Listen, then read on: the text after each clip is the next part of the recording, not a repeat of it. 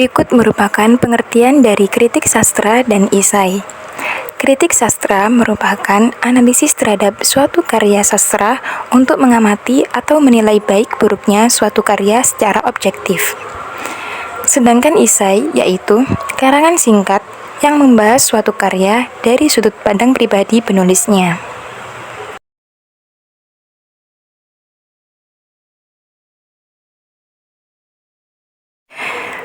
Berikut merupakan struktur dari kritik sastra dan esai. Struktur kritik sastra. Yang pertama, pernyataan pendapat.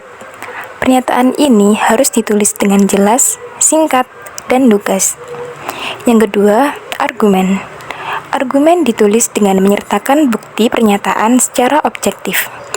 Yang ketiga, reiterasi. Reiterasi merupakan ringkasan dari pernyataan pendapat dan juga untuk mempertegas kembali pendapat. Kemudian, struktur esai. Yang pertama yaitu pendahuluan. Pendahuluan ini berisi untuk memperkenalkan topik yang didiskusikan. Yang kedua, isi. Isi merupakan penyajian argumen dengan bukti pendukung. Yang ketiga, penutup. Penutup berisi ringkasan dan pernyataan kembali pendapat oleh penulis.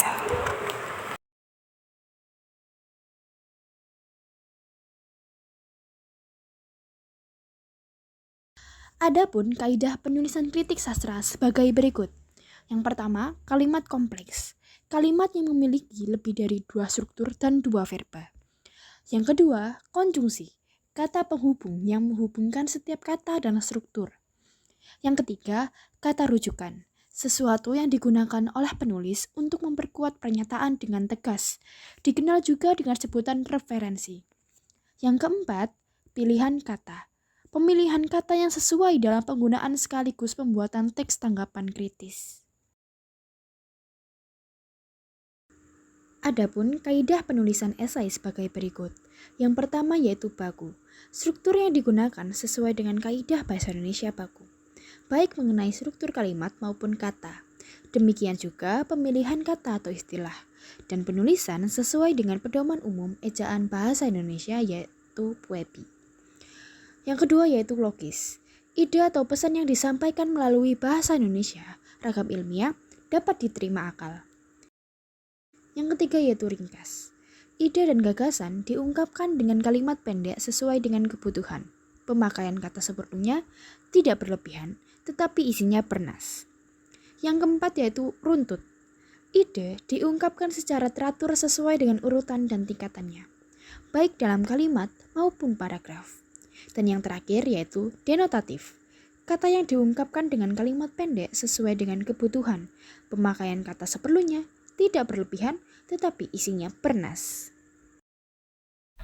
Oke, selanjutnya kita akan membahas tentang apa sih perbedaan antara kritik sastra dan juga esai itu. Di sini ada 3 perbedaan antara kritik sastra dan juga esai. Kita akan mulai dari yang pertama dulu nih. Yang pertama, dalam kritik sastra, penilaian terhadap karya itu dilakukan secara objektif. Jadi penilaiannya itu disertai data dan alasan yang logis. Nah, kalau di esai, kajiannya itu dilakukan secara subjektif. Jadi menurut pendapat pribadi si penulis esai. Jadi kalau di kritik sastra itu secara objektif, nah kalau di esai itu secara subjektif. Kemudian perbedaan yang kedua, dalam memberikan kritik sastra, itu ketika memberikan penilaian seringkali menggunakan kajian teori yang sudah mapan. Nah, kalau di esai, itu jarang atau hampir tidak pernah mencantumkan kajian teori. Jadi kalau di kritik sastra itu ada kajian teori, nah kalau di esai itu jarang atau hampir tidak pernah ada kajian teori. Nah, selanjutnya perbedaan yang ketiga. Dalam kritik sastra, itu pembahasannya dilakukan secara utuh dan menyeluruh. Nah, kalau di esai, itu objek atau fenomena yang dikaji tidak dibahas menyeluruh, tetapi hanya pada hal yang menarik menurut pandangan penulisnya saja. Tapi meskipun demikian, pembahasannya tetap dilakukan secara utuh. Kalau di esai, itu utuh tapi tidak menyeluruh. Nah, jadi gitu perbedaan antara kritik sastra dan juga esai.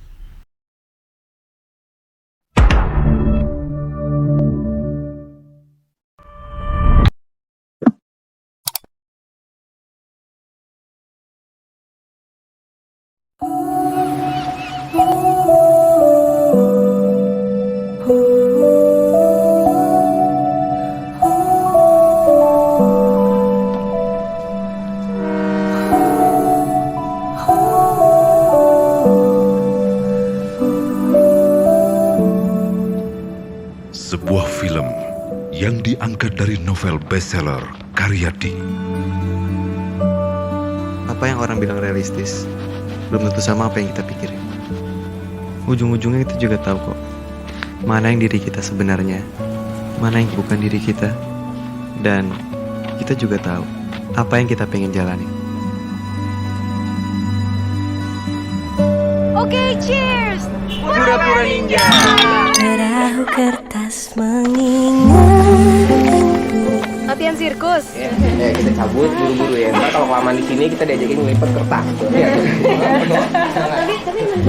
Mencari-cari. Hari ini aku bermimpi. Aku bermimpi menuliskan buku dongeng pertamaku. Sejak kamu membuatkanku gambar-gambar ini, aku merasa mimpiku semakin dekat. Karena bersama kamu, aku tidak takut lagi jadi pemimpi.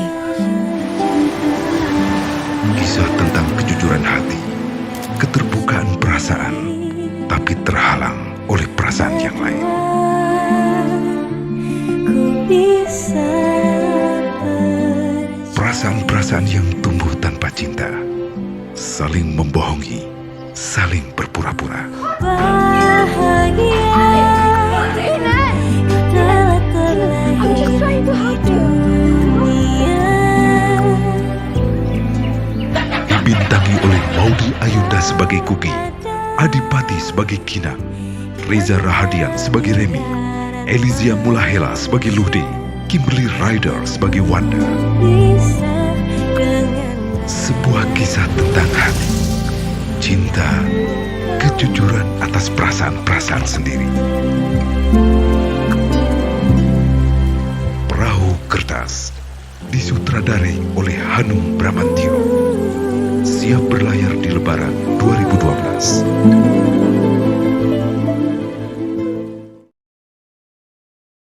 Perahu Kertas. Mungkin sebagian besar orang merasa ragu untuk percaya akan mimpi-mimpinya.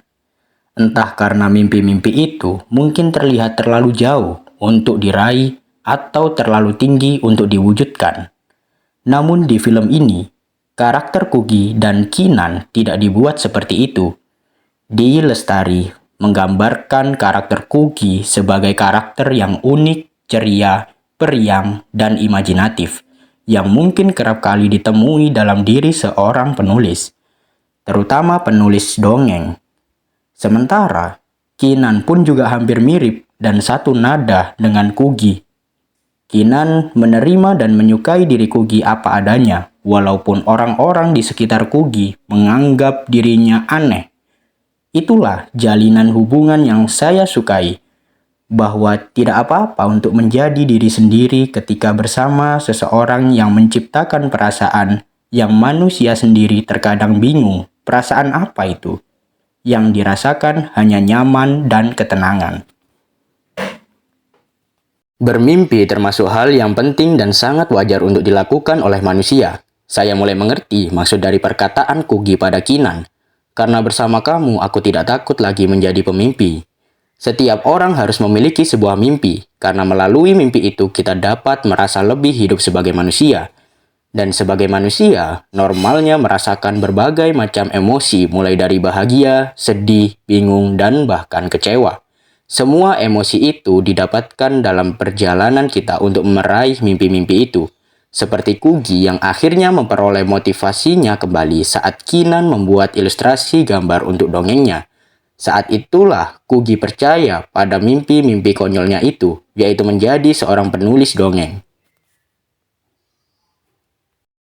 Atau emosi lain atas dasar rasa kekecewaan Kugi ketika mendengar langsung dari mulut Kinan bahwa ia ingin berhenti melukis.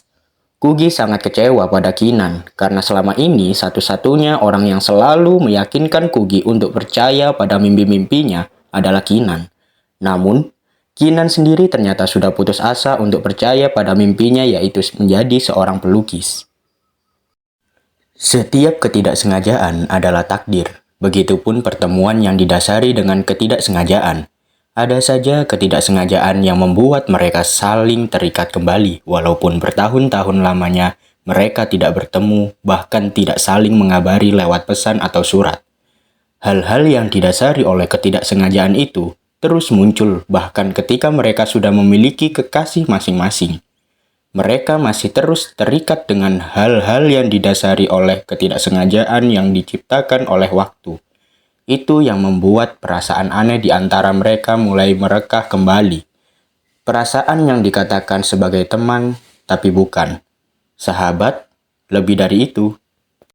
Melalui toko Kugi, Dee sebagai pengarang ingin menyampaikan pemberontakannya terhadap dongeng-dongeng yang telah punah dan menginginkan dongeng itu hidup kembali dalam kehidupan masyarakat.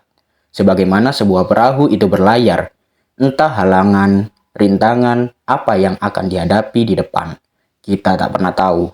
Sama halnya dengan itu, toko Kugi dan Kinan memiliki perjalanan kisah cinta menarik sehingga menjadikannya film ini istimewa.